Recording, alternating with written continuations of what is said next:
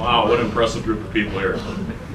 You know, if I had any words of advice, I would say if you ever have the chance to take a trip to Sierra Leone, you should take it. The trip was incredible. It was so well organized, it was so enlightening. It was both fun and touching, and I mean, I could go on and on about the emotions that you have on a trip like this. It was especially meaningful, I think, for guys like Tom who hadn't been to third world country before. I'll never forget, so we get off the plane in Freetown, the capital city. Tom looked at me with an ear-to-ear grin and a look of awe, and he said, "Holy cow, we're not Edina anymore, are we?" So we're in Freetown. Imagine the climate of Miami. You smell overripe fruit, diesel, and sweat.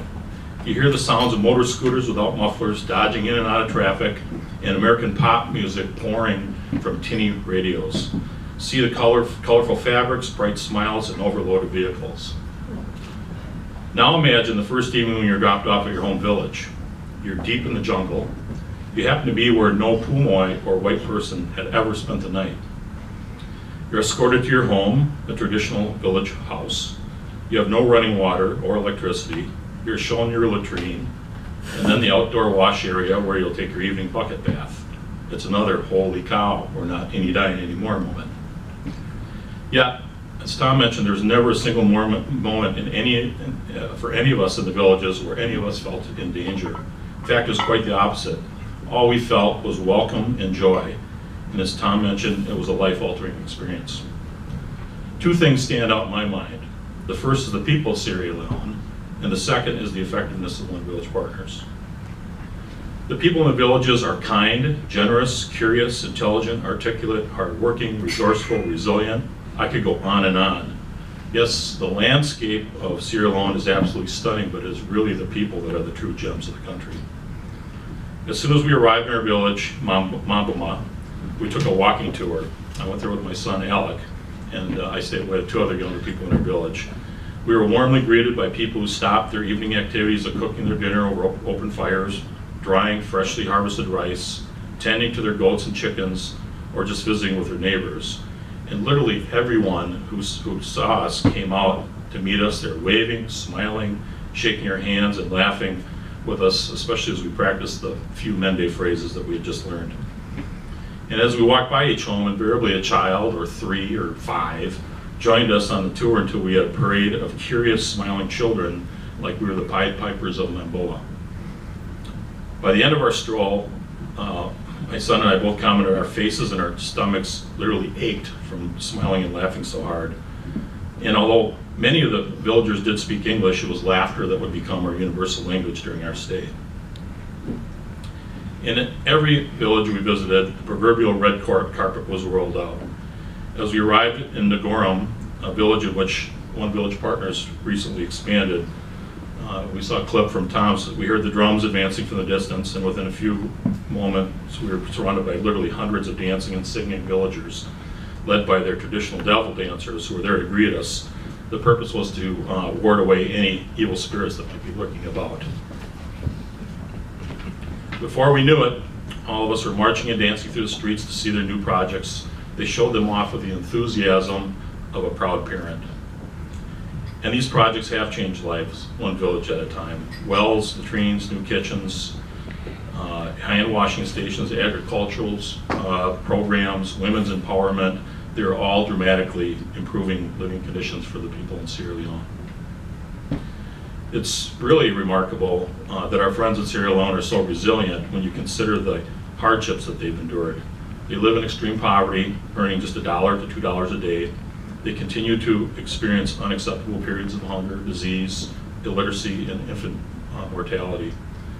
It was just 18 months ago that they were in the grips of the deadly Ebola virus, and just 12 years before that they emerged from a destructive civil war where the survivors were fled to live in untenable refugee camps.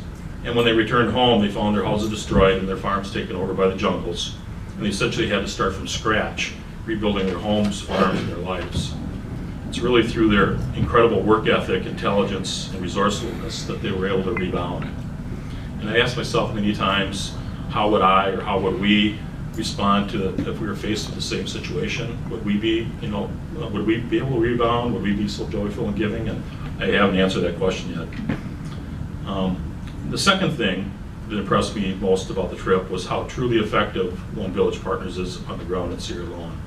I was awestruck with our in-country organization and the leadership of Jen and Chad, who are here with us today. They live and interact with the villagers and direct our efforts on the ground. They've hired a remarkable, I mean absolutely remarkable team of bright and industrious Sierra Leoneans who then in turn recruit amazing volunteers in each of the villages. Together, they are steadfast, efficient, and effective in executing our mission of holistic development. As mentioned earlier, One Village Partners approach is different than many and I'd say most nonprofits operating in Africa. We start with guiding our stakeholders, our village friends, through a decision tree where they focus on the most dire problems and then determine the best solutions. It's the villagers who elect their own leaders and design and build their own projects. This creates leadership and teaching opportunities for people who under any other circumstances would never have them. And guess what? They flourish. So together, we don't just build projects, we develop people, and I think that's a big difference. The town chief of Mamboa told me that One Village Partners is like a sharpening stone for a machete. He said that if you go out to your field with a dull machete, you can labor all day and not make any progress. But if you use a special stone to sharpen your machete, your efforts will bear fruit. And he said One Village Partners is that sharpening stone, honing our skills and improving our lives. I also had the honor, I was living with the paramount chief of the district who oversaw, I think it was 60, 70 villages, who was also a staunch supporter of One Village Partners. And he talked about our partnership another way when he told me, he said, if you plan for us, we will fail. If you plan with us, we will succeed. So that comes to questions, why do I support and why do I invest in One Village Partners? Really 3 reasons. First, we're a small organization, but we have a big impact. We are extremely efficient. Number 2, our core philosophy is to provide the tools and training to build self-sufficiency and not dependence. And number 3, it is the villagers who contribute their ideas, their labor, and their local governance. They direct their own future. We provide the resources, the leadership, the training, and the guidance to help them succeed for themselves. So if you stop to think about it, the folks in Sierra Leone are just like us. They have families and a community that they love. They are industrious and hardworking, and they have dreams and aspirations for a better future. Let's help them succeed. Thank you.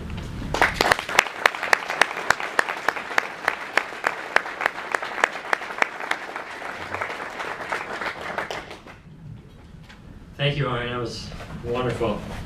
And I gotta say, Tom and Arjen, you guys are really fun to have on the trip.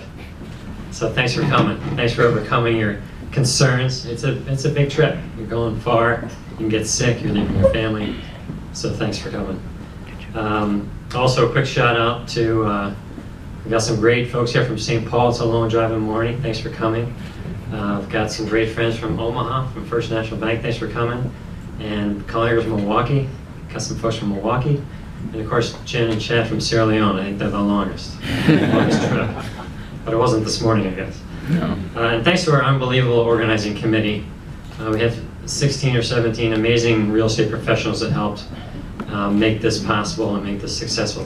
Thank you so much. You've been working so hard for many months, and so we're excited to see how nicely today turned out.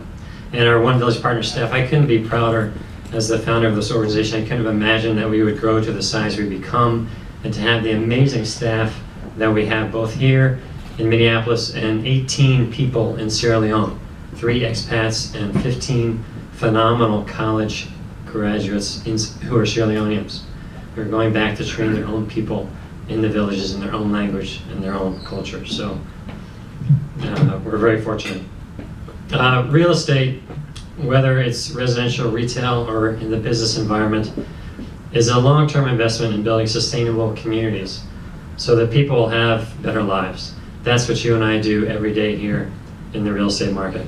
Likewise, One Village Partners builds sustainable communities every day in the villages in Sierra Leone. So that's the connection between OVP and real estate.